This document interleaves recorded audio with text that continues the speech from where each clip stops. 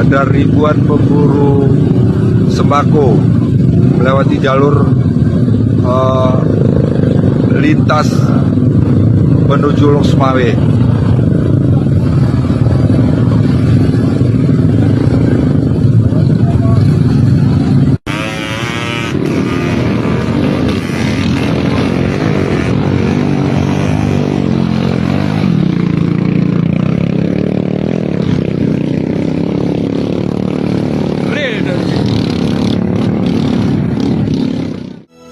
Semoga keadaan kembali pulih, semoga alam kembali